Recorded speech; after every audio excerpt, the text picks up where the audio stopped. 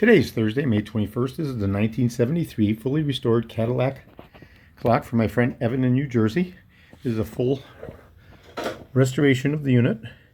Normally these units become burned up. In the case of Evan's clock, it was totally melted, meaning the encasement in 1973 has plastic ends and it had been subjected to some type of a short and had melted. So the unit has been fully restored with fully replaced movement. Okay, keeping perfect time. And this is for my friend Evan in New Jersey. This is George in Florida. I have over 375,000 original vintage parts from 1959 through 1976. I'm best known for my restoration of the Cadillac steering wheels, the tilt and telescopic steering columns, the power seat mechanisms, the instrument clusters, and of course these original vintage fully restored clocks. Today is Thursday, May 21st, 12:05 in the afternoon.